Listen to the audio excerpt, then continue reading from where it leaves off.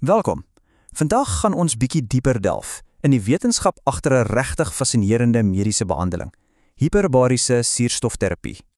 So, waar begin ons storie? Wel, interessant genoeg, nie in ons hospitaal nie, maar diep onder die Rooi See.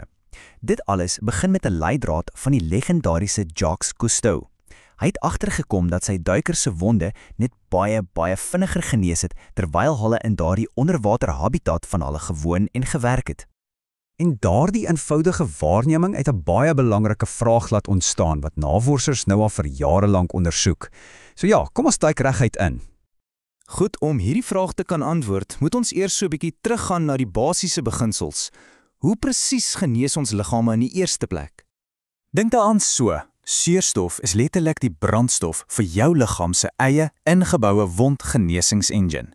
Dis absoluut krities vir elke liewe stap, van nuwe weefselbou tot infeksies beveg. So jy kan jouself indink, sonder genoeg brandstof gaan daai engine net eenvoudig nie loop nie. En wat regtig fascinerend is dat hierdie hele proses, al 4 hierdie fases, ongelooflik afhanklik is van suurstof. Elke liewe een. Van die oomblik wat jy jouself seermaak en die bloeding moet stop, tot heel aan die einde waar die nuwe weefsel versterk word. Alles het daardie konstante vloei van suurstof nodig om reg te werk.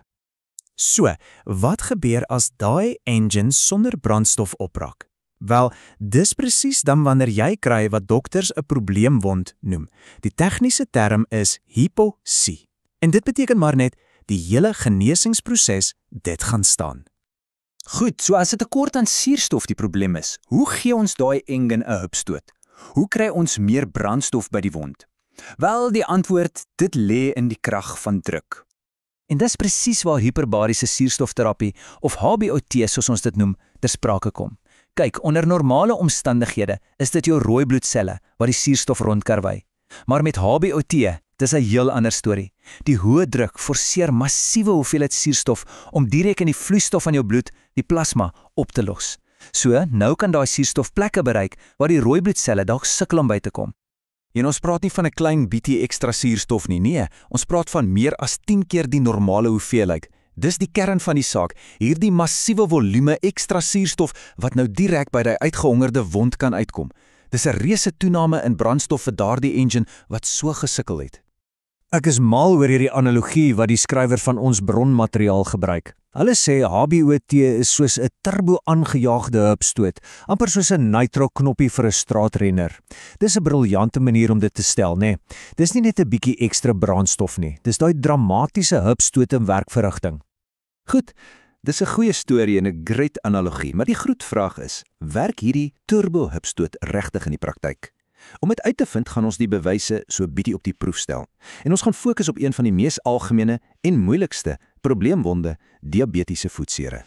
En dis nogal 'n lang pad wat die navorsing al gestap het. Dit het begin met eenvoudige waarnemings jare gelede en oor die dekades ontwikkel tot waar ons vandag is met hierdie ongelooflik komplekse, streng kliniese proewe wat ons verstand regtig gevorm het.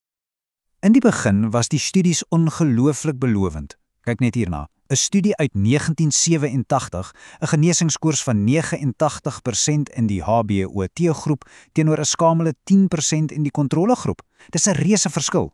Jy kan jouself net indink hoekom die mediese gemeenskap op daai stadium so opgewonde was. Maar soos dit maar gaan in die wetenskap, het dinge bietjie meer gekompliseerd geraak. Soos die navorsing beter en strenger geword het met placebo-kontroles en alles, toe begin die resultate meer gemeng lyk. En dit het 'n groot debat aan die gang gesit oor wie nou eintlik regtig hierby baat vind. Dit was duidelik, dis nie 'n wondermiddel vir almal nie. So, na al hierdie navorsing, wat is die uitspraak? Waar staan ons vandag? Wel, dit blyk die belangrikste faktor is nie eers die terapie self nie, maar om seker te maak jy kies die absoluut regte pasiënt vir die behandeling.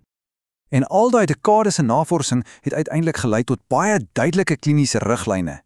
Dis nie meer 'n geval van raai nie. Daar's 'n proses, soos hierdie vloeidiagram wys, om te help besluit. Die groot wegneemete, dis definitief nie 'n een groot pas almal oplossing nie.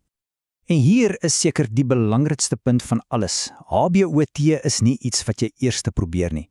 Dit is 'n kragtige, gespesialiseerde instrument wat jy uithaal vir daardie baie spesifieke, baie ernstige wonde, die wat alreeds standaard sorg probeer het en eenvoudig net nie wil genees nie. En dis ook bitter belangrik om te onthou. HBOT is deel van 'n spanpoging.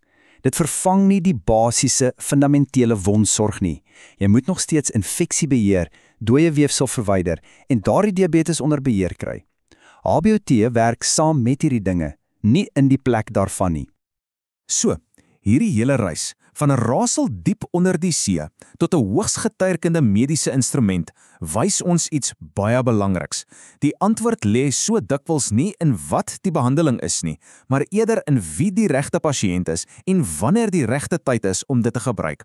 En dit laat 'n mens regtig wonder, nê? As presiese toepassing die sleutel is, watter ander komplekse mediese probleme kan ons dalk nog oplos deur die krag van hiperbariese suurstof net 'n bietjie slimmer te teiken?